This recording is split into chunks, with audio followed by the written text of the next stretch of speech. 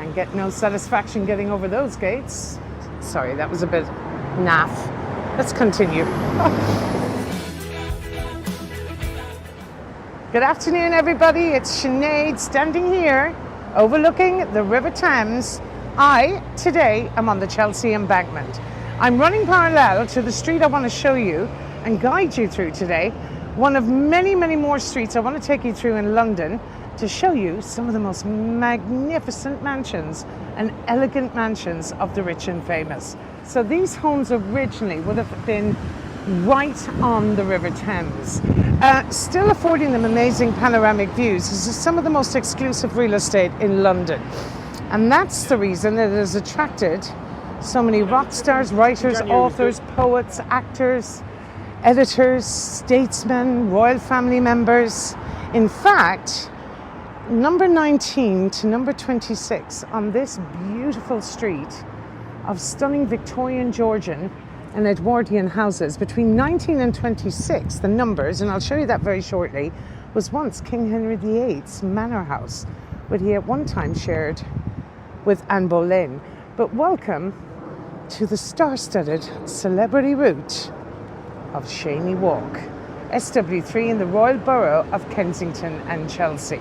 So we're going to start with a couple of the houses. There's so many close together, but I suppose one of the first major actors, for the benefit of my American friends that we have here, lived here at number 2, and his name was John Barrymore. I believe he might have been of the same Drew Barrymore same family.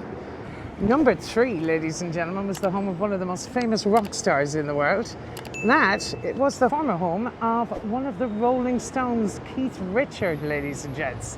What an icon of rock and roll history lived here also. And right beside Keith Richards is where George Eliot lived. Now, George Eliot, she actually passed away in this house, and she has her own circular blue plaque you see there on the wall. She spent the last 3 weeks of her life here at number 4.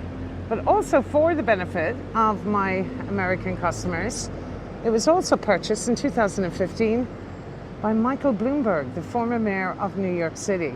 So right there close together, John Barrymore the actor, Keith Richards, George Eliot, Michael Bloomberg. I've also learned that number 6 was also the home at one time of Crown Prince Pavlos and Crown Prince Marie Chantal of Greece.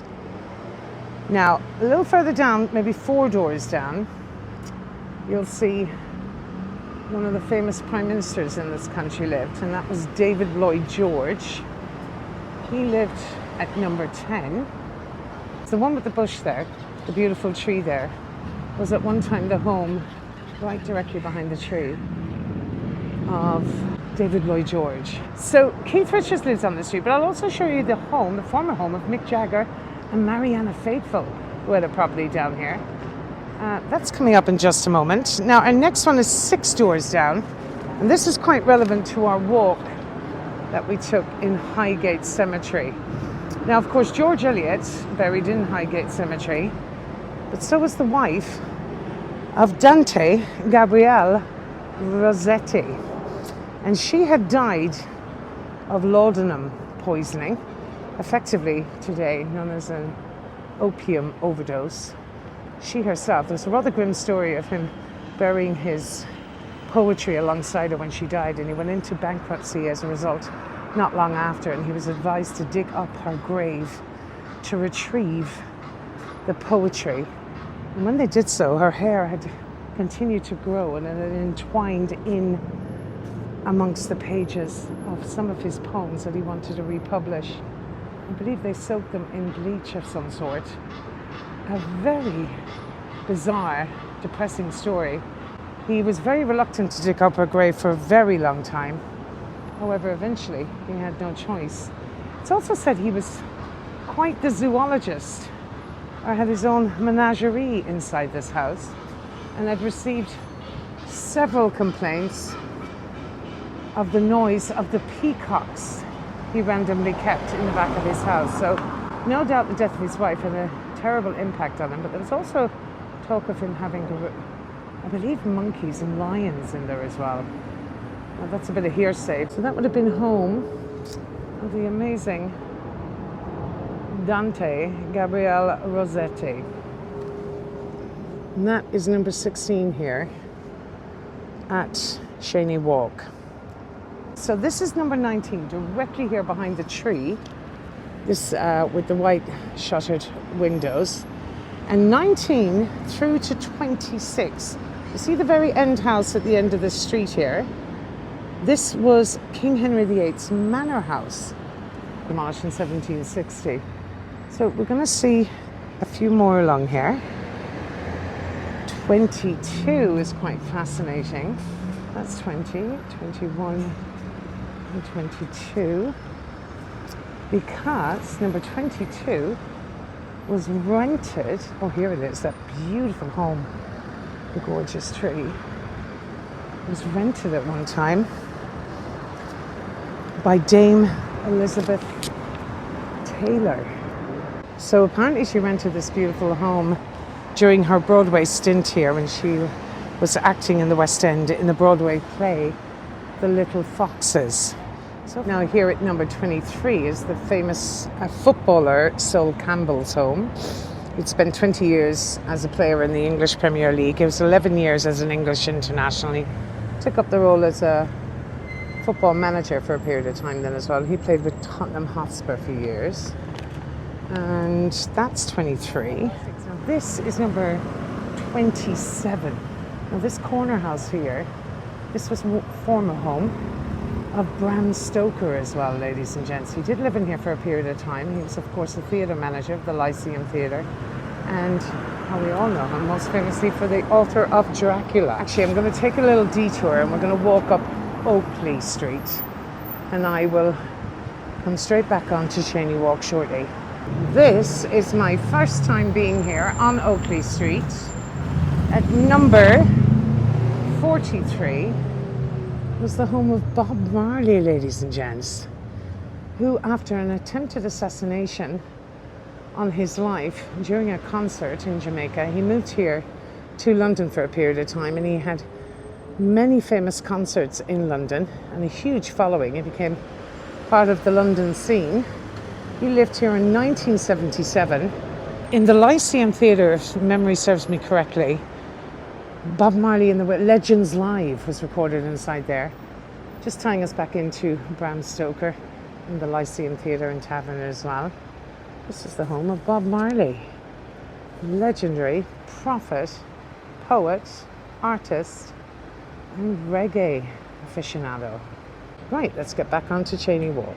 Just continuing on Cheyne Walk here, you'll see this beautiful, almost cul-de-sac area. Lovely and quiet and reserved. But number 48 here, this beautiful home as well, in the 1970s, was sold by Mick Jagger. He once lived here at number 48 Cheyne Walk alongside his partner at the time, Mariana Faithfull. But interestingly enough, apparently he has returned back here and he has bought the former home of Isambard Kingdom Brunel, which I'll be showing you very shortly as well. So 48 Cheyne Walk, former home of Mick Jagger and his partner at the time, Mariana Faithfull. Now we're also coming up here on this incredible red brick building. This is the Carlyle Mansions, now converted into flats. But in fact, it is said several famous people have resided in flats in this beautiful, beautiful building in the Carlyle Mansions, including T.S. Eliot, who lived at flat 19. It's also where Henry James spent the last years of his life and died in a flat here at number 21. Ian Fleming lived in here, Sir Ian Fleming, the author of James Bond, of course. He also worked in the Treasury, where we believe got many of the influence for his much-loved character to come. He lived in here, in flat 24. Sol Campbell again, the footballer, who I've just seen his home, has an apartment in here. Georgie Best, the famous footballer as well, legend of Manchester United fame. He lived in here for a period of time. And finally, Laurence Olivier and Jill Esmond once lived here in the 1930s. And look at this stunning, stunning building. Now we're back on the main road, and I wanted to draw your attention to this beautiful house. This is known as Lindsay House. Now it's quite simply known as number 100, but it covers 96 there all the way up to 101. And inside here is also the home of Isambard Kingdom Brunel, who lived in here for a period of time with his father, Sir Mark Brunel, who lived at 96. He was the man responsible for designing the Thames Tunnel. But that is where we believe now is the home of Mick Jagger, inside here at 96, ladies and gents. Obviously highly gated there. Can't get no satisfaction getting over those gates. Sorry, that was a bit naff. Let's continue. Now we're just coming up to our last couple of houses here in the Cheyne Walk part of our rich and famous tours in London. And this one, highly significant, one of the most famous artists and painters in British history. This is the home, the former home, of J.M.W.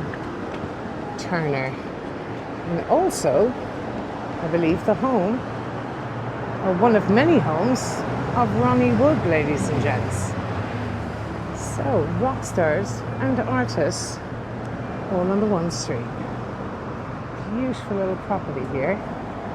And with the final one at 122 here